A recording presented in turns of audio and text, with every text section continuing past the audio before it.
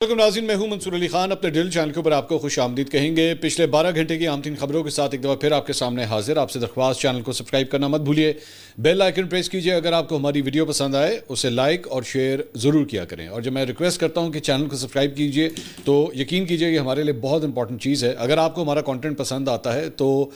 Make sure ایک دفعہ صرف اسکرول اپ کر کے دیکھ لیجئے کہ آپ کے پاس سبسکرپشن کی جو آپشن ہے کیا وہ بٹن پریسڈ ہے یا نہیں ہے، سبسکرائب ہوا ہے یا نہیں ہوا ہوا، کیونکہ بہت سے لوگ جو ہیں ویڈیوز ہماری ریگولرلی ضرور دیکھتے ہیں لیکن سبسکرائب کرنا بھول جاتے ہیں کبھی کبھار، تو اس لیے یہ ریکویسٹ کی جاتی ہے کہ آپ سبسکرائب کیجئے اور نیچے کامنٹ سیکشن میں ہمیں کوشش کیا کریں، ایک تو لائک دبایا کریں اگر آپ کو ویڈیو پسند آئے، اس سے بھی ہمیں ہیلپ ملتی ہے، اور دوسرا کامنٹ کرنے سے اس سے بھی جو ہے ہمیں آپ کا فیڈ بیک جو ہے وہ موصول ہوتا ہے۔ پچھلے 12 گھنٹے میں جناب ایک بڑی ہی دھماکہ خیز قسم کی جو ہے وہ خبر سامنے آئی ہے، اور اس کے اندر جو خبر یہ بتاتی ہے کہ فیلڈ مارشل عاصم منیر انہیں جناب اساسینیٹ کرنے کا یا قتل کرنے کا جو ہے شاید اسرائیل کی جانب سے پلان بنایا گیا۔ یہ بہت ہی خوفناک قسم کی خبر ہے۔ اس کے آتے ساتھ ہی جو ہے سوشل میڈیا کے اوپر بالکل آگ لگ گئی ہے اس معاملے کے بعد۔ یہ معاملہ کس حد تک آگے گیا ہے، میں نے اس کے بارے میں جو ہے وہ اعلیٰ ترین عسکری ذرائع سے گفتگو کی ہے، اور کچھ انسائڈ ڈیٹیلز جو ہے مجھے معلوم ہوئی ہیں، میں اس کے بارے میں بھی تھوڑی دیر میں ڈیٹیلز آپ کے ساتھ شیئر کروں گا۔ اور ساتھ ہی ساتھ ایک بڑا ہی افسوسناک اور حیران کن واقعہ پیش آیا ہے کہ پاکستان کا ایک غلط جھنڈا لگایا گیا۔ یہ بھی ایک بڑی حیران کن خبر ہے، اور یہ معاملہ کس حد تک سیریس ہے ذرا میں اس کے بارے میں بھی بات کرنا چاہوں گا۔ یہ واقعہ کہاں پیش آیا، کس طرح پیش آیا، اس کی ڈیٹیلز بھی جو ہے میں تھوڑی دیر میں آپ کے ساتھ شیئر کروں گا، لیکن کچھ دیگر خبریں پہلے ذرا سٹارٹ کر لیں، اس کے بعد ان خبروں کی طرف میں آؤں گا۔ سب سے پہلے تو پچھلے ویلاگ کے اندر ہم نے آپ کو خبر دی کہ اسلام آباد میں کل ایک بڑی خوفناک جو ہے وہ آگ لگی تھی، اور وہاں پہ ایک اتوار بازار ہے اس کے اندر یہ آگ لگی تھی۔ 20% حصے کے اوپر جو ہے وہ اپراکسیمیٹلی آگ وہاں پہ بھڑکی تھی، اور جس کی وجہ سے مختلف حصے جو ہے اس آگ کی لپیٹ میں آ گئے تھے، تاہم بروقت کارروائی کے دوران کسی جانی نقصان کی اطلاع شکر ہے کہ موصول نہیں ہوئی۔ آگ بجھانے کے عمل میں ریسکیو 1122 کی 6 فائر بریگیڈ گاڑیاں جو ہیں وہ مصروف رہیں، جبکہ پاک بحریہ کی فائر بریگیڈ نے بھی امدادی کارروائیوں کے اندر حصہ لیا۔ آگ بازار کے مجموعی طور پر 9 حصوں تک پھیل گئی تھی، جس کے نتیجے میں 380 سے زائد سٹالز وہاں پہ موجود تھے۔ ابتدائی طور پر مالی نقصان کا تخمینہ جو ہے تقریباً 12 کروڑ روپے وہاں پہ لگایا جاتا ہے۔ اب جو ہے اس آگ کے اوپر قابو پا لیا گیا ہے۔ اس کے علاوہ اسلام آباد میں پریس کانفرنس کرتے ہوئے دفتر خارجہ کے جو ترجمان ہے طاہر اندرابی، انہوں نے کہا ہے کہ پاکستان اور قطر کی تکنیکی ٹیمیں ثالث کے طور پہ آئندہ ہفتوں میں امریکہ اور ایران کی تکنیکی ٹیموں کے ساتھ رابطے میں رہیں گی تاکہ اسلام آباد مفاہمتی یادداشت پر مؤثر عمل درآمد کو یقینی بنایا جا سکے۔ برگن اسٹاک میں ہونے والے جو مفاہمتی یادداشت میں عمل کو آگے بڑھانے کے لیے کئی اہم اقدامات طے کیے گئے ہیں۔ ان میں ثالثی کے عمل کی سیاسی نگرانی کے لیے اعلیٰ سطح کمیٹی کا قیام شامل ہے، جبکہ چیف مذاکرات کار اس کمیٹی کو باقاعدگی سے آگاہ کریں گے اور مختلف ورکنگ گروپس کی قیادت کریں گے۔ یہ گروپس جوہری پابندیوں، نگرانی اور تنازعات کے حل جیسے معاملات پر کام کریں گے تاکہ معاہدے پر مؤثر عمل درآمد ممکن بنایا جا سکے۔ گڈ نیوز کہ وہ جو پیس پروسیس جو ہے وہ مزید آگے چل رہا ہے۔ اس کے علاوہ قطر کے وزیر اعظم اور وزیر خارجہ شیخ محمد بن عبد الرحمن الثانی نے کہا ہے کہ ان کا ملک آبِ ہرمز سے گزرنے والے بحری جہازوں پر فیس عائد کرنے کے کسی بھی ایرانی منصوبے کی حمایت نہیں کرے گا۔ یہ 2 میڈیٹرز جس میں ظاہری بات ہے پاکستان جو ہے وہ لیڈ لے رہا تھا، تو اس میں قطر کی جانب سے، قطر کے وزیر اعظم کی جانب سے بھی جو ہے وہ ایران کے بارے میں کہا گیا ہے کہ جناب کوئی ایسا پروجیکٹ، کوئی ایسا پلان جس کے اندر انہیں آبِ ہرمز کی ایک ٹول فیس پے کرنی پڑے تو وہ جو ہے قابل قبول نہیں ہوگا۔ برطانوی اخبار کو دیے ہوئے انٹرویو میں انہوں نے کہا کہ آبِ ہرمز میں بحری آمد و رفت کی بحالی کے لیے امریکہ اور ایران کے درمیان قائم ہاٹ لائن انتہائی اہم کردار ادا کر رہی ہے۔ ان کے مطابق اس رابطہ نظام کا مقصد غلط فہمیوں، اشتعال انگیزی اور غیر مصدقہ اطلاعات کے باعث پیدا ہونے والے خطرات کو کم کرنا ہے۔ شیخ محمد بن عبد الرحمن الثانی نے خبردار کیا کہ بعض عناصر امریکہ اور ایران کے درمیان طے پانے والے معاہدے کو سبوتاژ کرنے کی کوشش کر سکتے ہیں۔ ان کے بارے میں پچھلے 2 دن سے آپ کو آئیڈینٹیفائی کر رہا ہوں۔ انہوں نے کہا کہ اگر کسی بحری جہاز کو خطرے یا دھمکی کا سامنا ہو تو اس کی تصدیق براہ راست ایرانی حکام سے کی جانی چاہیے تاکہ کسی غلط فہمی سے بچا جا سکے۔ اس کے علاوہ ایران کے جو چیف مذاکرات کار ہیں باقر کلیباف، انہوں نے امریکہ اور ایران کے درمیان مشرق وسطیٰ کی جنگ کے خاتمے کے لیے ہونے والے معاہدے کو امریکہ کی شکست کا اعلان قرار دیا ہے۔ انہوں نے کہا کہ مفاہمت کسی دباؤ یا جبر کا نتیجہ نہیں بلکہ ایرانی قوم کی مزاحمت، استقامت اور طاقت کا ثمر ہے۔ آذربائیجان میں ایک کانفرنس سے خطاب کرتے ہوئے انہوں نے کہا کہ ایران نے مشکل حالات کے باوجود اپنے قومی مفاد کا دفاع کیا اور مذاکراتی عمل میں اپنی خود مختاری اور وقار کو برقرار رکھا۔ ان کے مطابق یہی وجہ ہے کہ یہ معاہدہ در حقیقت امریکہ کی ناکامی اور ایران کی سفارتی کامیابی کی علامت کرتا ہے۔ اس کے علاوہ ڈونلڈ ٹرمپ کے لیے جناب ایک اور مشکل جو ہے وہ سامنے کھڑی ہو گئی ہے، اور اس میں یہ بتایا گیا ہے کہ امریکی سینٹ نے منگل کو پہلی بار جنگی اختیارات سے متعلق ایک قرارداد منظور کی ہے جس کا مقصد ایران کے خلاف امریکی فوجی کارروائی کو روکنا ہے۔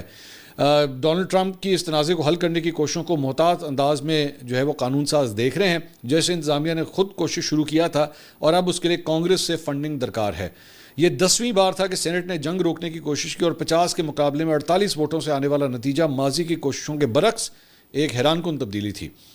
اگرچہ یہ قرارداد بڑی حد تک علامتی حیثیت رکھتی ہے اور اسے مکمل قانونی قوت حاصل نہیں، تاہم یہ ایوان نمائندگان اور سینٹ میں متعدد ریپبلکن قانون سازوں کی جانب سے جنگ اور ایران کے ساتھ ٹرمپ کے اس معاہدے پر بڑھتی ہوئی تشویش کی عکاسی کرتا ہے جس کے ذریعے جنگ ختم کی گئی۔ ایوان نمائندگان اس ماہ کے آغاز میں اس قرارداد کی منظوری آلریڈی دے چکا ہے۔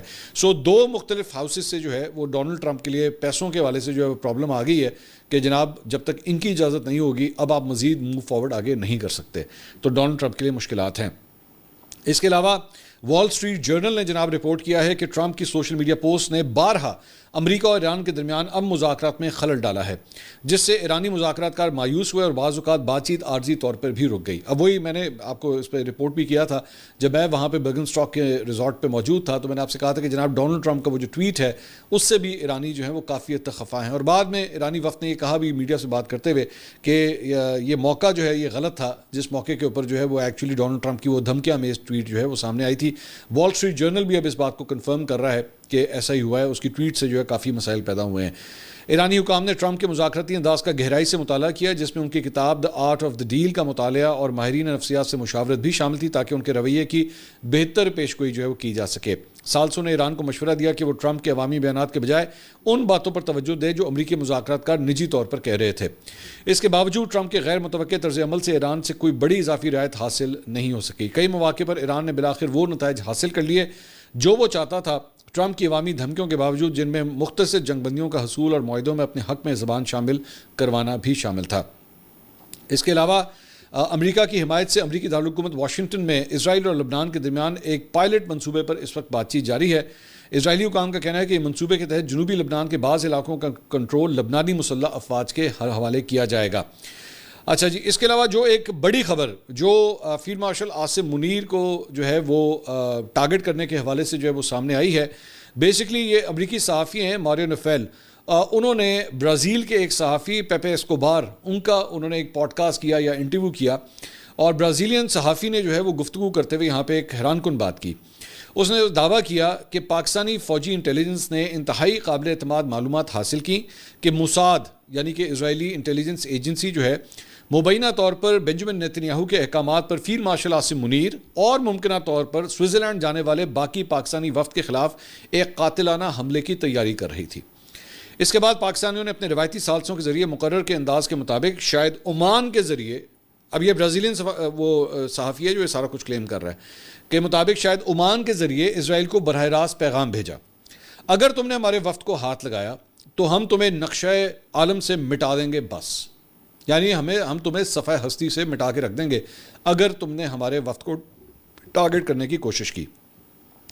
ان کے مطابق، اس برازیلین صحافی کے مطابق، یہ پیغام پاکستانی فوجی انٹیلیجنس کی اعلیٰ سطح سے آیا تھا۔ یہ معاملہ بہت جلد ختم ہو گیا کیونکہ بظاہر اسرائیل کو پیغام مل گیا تھا۔ ان کے بقول یہی ایک وجہ تھی کہ سوئٹزرلینڈ میں ہونے والی ملاقاتوں کا سلسلہ دوبارہ بحال ہو سکا۔ جب پاکستانیوں کو معلوم ہوا کہ نہ صرف ایرانی وفد بلکہ خود پاکستانی وفد کو بھی خطرات لاحق ہیں، تو سوئٹزرلینڈ میں ہونے والا اجلاس منسوخ کر دیا گیا تھا۔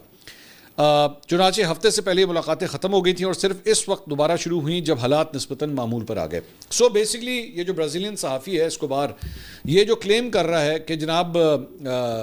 فیلڈ مارشل عاصم منیر کو ٹارگٹ کرنے کا پلان تھا اور پاکستانی وفد کو جو ہے وہ ٹارگٹ کرنے کا پلان تھا، اور کسی طرح جو ہے چونکہ پاکستانی انٹیلیجنس ایجنسیز کو پتہ لگ گیا تو انہوں نے پھر پیغام پہنچایا اسرائیلیوں کو کہ انسان کے بچے بن کے رہنا، اگر تم نے کوئی اس قسم کی اٹیمپٹ کی تو ہم تم لوگوں کو چھوڑیں گے نہیں۔ دو چار چیزیں ہیں ذرا اس کو چیک کرنے کی ضرورت ہے۔ پہلی بات تو میری آج ایک بڑی ہی اعلیٰ عسکری قیادت سے تعلق رکھنے والی ایک ہستی سے جو ہے شخصیت سے میری بات ہوئی،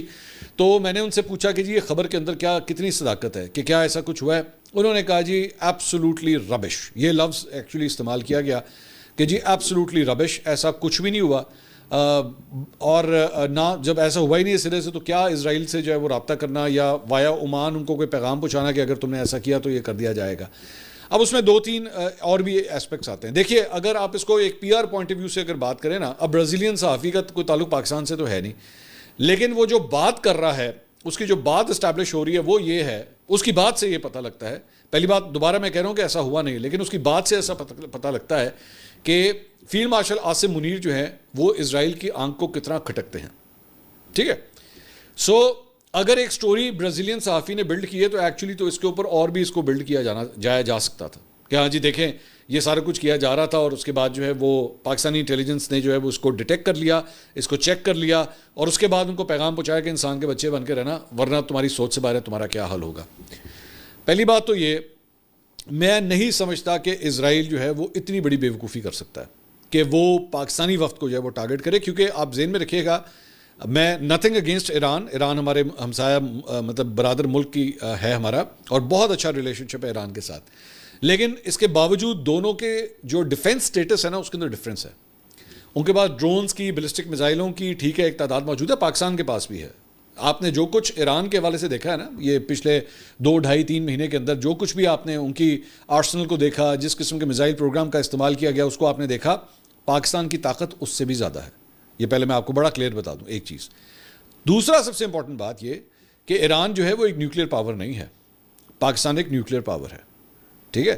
تو اسرائیل جو سمجھتا ہے کہ جی ہم ایران کے اوپر یہ اٹیک کریں گے اور ایران جو ہے, ایران ظاہری بات ہے جتنی اپنی ڈیفنس کیپیسٹی یا کیپیبلٹی کے مطابق کر سکتا تھا اس نے کیا, پاکستان اس سے بھی زیادہ جا سکتا ہے آگے. تو پاکستان کے آرمی چیف کو اس طرح ٹارگٹ کر لینا, اور جب ہم اس میں یہ بھی لکھا ہوا ہے کہ اور وفد کے دیگر افراد, اور وفد کے دیگر افراد میں کون تھا, صرف فیلڈ مارشل عاصم منیر تو نہیں تھے, اس کے اندر آپ کے پرائم منسٹر شامل تھے, اس میں آپ کے وزیر اطلاعات عطا اللہ تارڑ شامل تھے, اس میں طارق فاطمی شامل تھے, اس میں مشرف زیدی شامل تھے, یہ تمام وزیر اعظم کی ٹیم تھی. اس کے علاوہ جو D G M O military operations وہ بھی اس کے اندر شامل تھے. تو میں تو یہ پورا وفد تھا وہاں پہ. آپ اگر اس قسم کی کوئی حرکت کرتے, آپ کے خیال میں جب اس قسم کا کوئی اٹیمپٹ کیا جاتا ہے تو یہ ملک جو ہے وہ بیٹھ کے اس کی اسیسمنٹ نہیں کرتے کہ اس کا فال بیک کیا آئے گا, اس کے نتائج کیا ہوں گے, اس کے اثرات کیا ہوں گے, اس کا تھرو بیک کیا آئے گا, اس کا رسپانس آگے سے کیا آئے گا. سو اس لیے اس بات کے اندر جو ہے نا کوئی سر پیر ہے نہیں. اور دوسرا بیٹھا کون ہوا ہے, وہ برازیلین مطلب صحافی, نہ تو اس کا اسرائیل سے تعلق ہے, نہ اس کا ایران سے تعلق ہے, نہ پاکستان سے تعلق ہے, لیکن اس نے ایک سٹوری جو ہے مرچ مسالے والی سٹوری البتہ اس نے ضرور بلڈ کر دی. لیکن ہیونگ سیڈ دیٹ, میں یہ ضرور آپ کو کہہ سکتا ہوں کہ obviously field marshal Asim Munir کا جو کردار رہا ہے پچھلے 1 سال میں, خاص طور پہ وزٹ انڈیا, جس طرح بھارت کے خلاف جنگ لڑی اور وہ جنگ جیتی, اور اس کے بعد انٹرنیشنل پلیٹ فارمز کے اوپر جس طرح ایران اور امریکہ کے درمیان ثالثی کا کردار ادا کیا گیا, اور جو اسرائیل نہیں چاہتا تھا, تو نو کویشچن اباؤٹ دیٹ کہ ان کی آنکھوں میں سب سے زیادہ اگر کوئی شخصیت کھٹک رہی ہے تو وہ فیلڈ مارشل عاصم منیر ہے, کہ یہ وہ سب کچھ کر رہے ہیں جو بیسکلی ہمارے پلان کے اپوزٹ جاتا ہے. مطلب بھارت کو شکست دینا, بھارت کا جو سب سے بڑا جو سپورٹر ہے خطے کے اندر وہ کون ہے, اسرائیل. اسرائیل اسے ڈیفنس میں بھی ہیلپ کرتا ہے, انٹیلیجنس میں بھی ہیلپ کرتا ہے, اور صرف اب سے نہیں کر رہا, ایون 1999 کا جو کارگل وار تھی اس کے اندر بھی اسرائیلی انسٹرکٹرز جو ہیں وہ ایکچولی بھارت میں آ کے بیٹھے ہوئے تھے, اور وہ بھارتی فوج کو بتا رہے تھے کہ پاکستان پہ اس طرح حملے کرو. اور یہ صرف اس وقت نہیں ہوا بلکہ اس جنگ میں 2025 کی جنگ کے دوران بھی ہوا کہ اسرائیل کی جانب سے انٹیلیجنس فراہم کی گئی بھارت کو. تو آپ تو پورے پروسیس کے اندر جو ہے وہ ظاہری بات ہے جو, اور وہ جو اس سارے پلان کو ابھی تک روکے ہوئے ہے وہ ہے فیلڈ مارشل عاصم منیر. تو یس ڈیفینیٹلی آنکھوں میں جو ہے وہ کھٹکتے تو ضرور ہیں اسرائیلی فورسز کو, اسرائیلی انٹیلیجنس کو, اسرائیلی بیانیے کو, وہ definitely field marshal Asim Munir جو ہیں وہ ضرور کھٹکتے ہیں. لیکن this story is not correct, this story is wrong. میں آپ کو یہ خبر آپ کو دے سکتا ہوں. اس کے علاوہ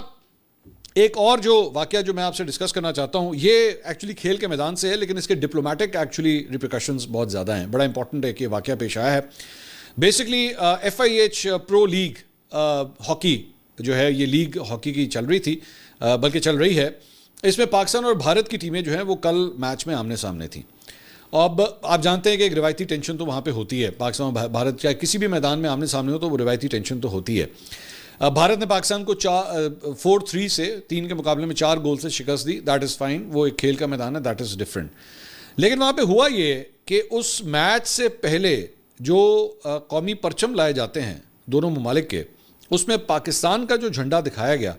اس میں سفید رنگ وہاں پہ موجود نہیں تھا.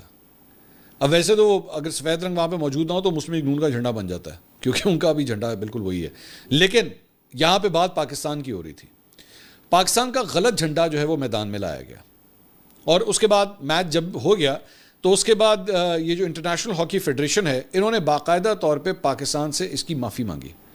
کہ جی یہ غلطی ہوئی ہے اور ہم معذرت کرتے ہیں, یہ آج کے بعد نہیں ہوگا. ٹھیک ہے, معافی مانگ لی, دیٹس فائن. لیکن میرا ایک سوال ہے وہاں پہ کہ کیا پاکستانی ہاکی ٹیم کو پروسیڈ کرنا چاہیے تھا آگے, کہ جب آپ کے ملک کا جھنڈا ایکچولی وہاں پہ غلط لگایا جا رہا ہے. کیونکہ میں آپ کو سپورٹس کے ایسے واقعات بتا سکتا ہوں, اب ماضی میں بھی, میں صرف پاکستان کی بات نہیں کر رہا, میں اور دیگر ممالک کی یا دیگر گیمز کی میں بات کر رہا ہوں, کہ وہاں پہ اگر غلط جھنڈے لائے گئے ملکوں کے تو ٹیموں نے کھیلنے سے انکار کر دیا. میں نے کہا پہلے ہمارا جھنڈا ٹھیک ہوگا, ہمارا جھنڈا صحیح لگے گا. یہ بہت کاؤنٹ کرتی ہیں یہ چیزیں. میں آپ کو چھوٹی بہت سی چیزیں بتا دیتا ہوں. جھنڈے کا سائز ٹھیک ہے یا نہیں ہے, یعنی یہ نہیں ہو سکتا کہ ایک ملک کا جھنڈا بڑا لگاؤ اور ایک ملک کا جھنڈا جو ہے چھوٹا لگاؤ, کیونکہ جب آپ کھیل کے میدان میں انٹر ہوتے ہیں تو دونوں ٹیمیں برابر ہوتی ہیں, دونوں ٹیموں کی عزت احترام وہ بالکل برابر ہوتا ہے. تو یہ بہت کاؤنٹ کرتی ہے یہ چیز کہ اٹ شوڈ بی ریسپیکٹڈ, اور جو اس کی عزت ہے اس جھنڈے کی وہ رہنی چاہیے. ایک جھنڈا, اس کا سائز. دوسرا, جھنڈے کا رنگ. یہ نہیں ہوا کہ آپ نے جو ہے وہ اپنی مرضی سے کوئی بھی جو ہے وہ وہاں پہ جھنڈے بنانے والے کی بیگم کو جو ہرا رنگ پسند ہے انہوں نے کہا آج یہ لگا دیں. نہیں, پاکستان کا ایک مخصوص ہرا رنگ ہے, اس جھنڈے کے اوپر وہی ہرا رنگ ہونا چاہیے. تیسرا, وہ جھنڈا جب لہرایا گیا ہے, وہ آپ دیکھتے ہیں نا پولز کے اوپر جو ہے اس کو لہرایا جاتا ہے, اس کی ہائٹ برابر ہونی چاہیے. دونوں ملکوں کے جھنڈوں کی ہائٹ برابر ہونی چاہیے. ایسا نہیں ہو سکتا کہ ایک جھنڈا اوپر ہو تو ایک جھنڈا نیچے ہو, ایسا بھی نہیں ہو سکتا. سو فلیگز کے حوالے سے جو ہے نا وہ بہت سینسٹیوٹی پائی جاتی ہے. میری نظر میں اس ایونٹ کے اوپر جب یہ حرکت ہوئی تھی, یہ میری رائے ہے, آپ اگر آپ اختلاف کرنا چاہیں نیچے کامنٹ سیکشن میں ضرور اپنی رائے دیجیے گا. میری نظر میں پاکستان ٹیم کو اس گراؤنڈ میں جانے سے انکار کر دینا چاہیے تھا, کہ جب تک ہمارا جھنڈا یہاں پہ ٹھیک نہیں لگے گا تب تک ہم نہیں کھیلیں گے, کیونکہ ہمارے جھنڈے کی رسپیکٹ سب سے پہلے آتی ہے. ٹھیک ہے, بعد میں hockey federation, international hockey federation نے اس کے اوپر معافی مانگی ہے, good enough, but I think this thing should be made sure. اور میرے خیال میں تمام ٹیموں کو جو انٹرنیشنلی پریزنٹ کرتی ہیں, میں آپ کو یہاں تک بتا سکتا ہوں کہ میرے پاس یہ خبر بھی ہے, میں آپ کے ساتھ شیئر کر رہا ہوں, اور یہ پاکستان سپورٹس بورڈ کے لیے بڑی امپورٹنٹ ہے, اور پاکستان کی فارن منسٹری اور انٹیریئر منسٹری کے لیے بات بڑی امپورٹنٹ ہے. یہاں پہ ایک نیا کام شروع ہوا ہے, اور وہ یہ ہے کہ 2 نمبر ٹیمیں بنائی جاتی ہیں, مطلب 8-9 لونڈے لپاڑے اکٹھے کیے, ایک کوچ بنایا, اور جناب فلاں کسی گیم کی جو ہے وہ ٹیم بھیج دی کہ جناب یہ پاکستان کی ٹیم ہے. نو, یو کی ناٹ ڈو دیٹ, یو کی ناٹ ڈو دیٹ. میں چاہوں گا کہ انٹیریئر منسٹر محسن نقوی صاحب جو ہیں وہ اس کو سیریسلی لیں, کہ آپ اگر اس قسم کا کوئی 2 نمبر ٹیمیں بنا کے پاکستان کا ریپرزینٹ کیا جا رہا ہے کہ جناب یہ پاکستان, کیونکہ وہ جا کے پاکستان کا جھنڈا استعمال کریں گے, وہ پاکستان کا نام استعمال کریں گے, اور ان میں سے کئی اگر کوئی ایسی حرکت کر دی انہوں نے, جا کے کوئی کرائم کمٹ کر دیا, کوئی مطلب اینی تھنگ, میں کسی پہ کوئی الزام نہیں لگانا چاہتا, لیکن کوئی ایسی حرکت کر دی, بدنامی کس ملک کی ہوگی؟ پاکستان کی, کہ جی یہ پاکستان کو ریپرزینٹ کر رہے تھے, یہ پاکستان ٹیم کا, اور پاویں اس کو پاکستان ٹیم پاکستان کے سپورٹس بورڈ کی طرف سے اجازت بھی نہ ملی ہو. تو یہ اس کی روک تھام بہت ضروری ہے. اور میں اس پہ خاص طور پہ انٹیریئر منسٹری کو, محسن نقوی صاحب کو کہوں گا کہ آپ کے FIA کے امیگریشن جو کاؤنٹرز ہیں اس کے اوپر چیک رکھیں. میں خود آپ کو, مجھ سے رابطہ کریں, میں آپ کو خود لوگ آئیڈینٹیفائی کر کے بتا سکتا ہوں کہ کس طرح ٹیمیں باہر بھجوائی گئی ہیں. میں آپ کو لوگ آئیڈینٹیفائی کر کے بتا سکتا ہوں, میں آپ کو وہ پلیئرز آئیڈینٹیفائی کر کے بتا سکتا ہوں کہ کون اس دھندے کے اندر ملوث ہے. یہ دھندا ہے لٹرلی, اور میں آپ کو بتا رہا ہوں یہ پورا ایک سکینڈل ہے, یہ دھندا ہے لٹرلی. اور ہوتا کیا ہے, یہاں پہ ایسی جو ہے وہ شخصیات بنی ہوئی ہیں کہ پلیئروں سے پیسے اکٹھے کرتے ہیں. اچھا بھائی یہ کام کرو, 5 لاکھ دو, 6 لاکھ دو, آؤ ہم تمہیں پاکستان ٹیم میں شامل کر رہے ہیں, اور تمہیں لے جاتے ہیں. اور وہاں پہ جا کے جناب پاکستان کی انٹریاں ہو رہی ہیں, پاکستان کے نام سے انٹریاں کروائی جا رہی ہیں, اور اس کے بعد لوگوں کو جو ہے وہ ان کے ویزے لگوائے جا رہے ہیں. اس میں یہ کام بھی ہوتا ہے کہ آجا, فار ایگزامپل میں ایگزامپل دے رہا ہوں کہ جی ملیشیا میں کوئی ایک ایونٹ ہو رہا ہے, ٹھیک ہے, یا فلپائنس کے اندر ایونٹ ہو رہا ہے, یا آسٹریلیا کے اندر ایونٹ ہو رہا ہے, آؤ تمہارا یہ اتنے پیسے دو, ہم تمہیں ٹیم کا حصہ بناتے ہیں, تمہارا ویزا لگ جائے گا اس کے اوپر, اور وہ ویزا لگ جاتا ہے. تو براہ مہربانی اس چیز کو سیریسلی چیک کریں, اور اس قسم کے مافیاز جو سپورٹس کے اندر بیٹھے ہوئے ہیں ان کو جا کے بے نقاب کریں, ان کو جا کے آئیڈینٹیفائی کریں, اور ان کو حوالات کے اندر جا کے بند کریں, کیونکہ یہ دھندا سٹارٹ ہو چکا ہے اس کام کے اندر. خیر, میں ہاکی میں تو یہ نہیں کہوں گا, ہاکی کی ٹیم obviously ہماری بالکل ایک جینوئن ہاکی ٹیم گئی تھی, لیکن اور کھیلوں کے اندر یہ کام ہو رہا ہے. And I am seeing this again, I can identify them. میں ان افراد کو, ان پلیئرس کو میں آئیڈینٹیفائی کر سکتا ہوں. اور اب نیکسٹ ٹائم, میں نے آج تک ویسے پہلے کبھی نہیں کیا تھا, نیکسٹ ٹائم اب اگر مجھے پتہ لگا کہ اس طرح ہو رہا ہے, میں ان افراد کے نام, ان کی تصویریں, I will show it on the screen as well, کہ جناب یہ افراد انوالوڈ ہیں سارے معاملے کے اندر. اور ہماری امیگریشن جو ہے FIA کی جو امیگریشن کاؤنٹرز ہوتے ہیں they need to be vigilant about it کہ یہ کام جو ہے وہ بند ہونا چاہیے. اگلی ویڈیو میں آپ سے دوبارہ ملاقات ہوگی. اللہ حافظ.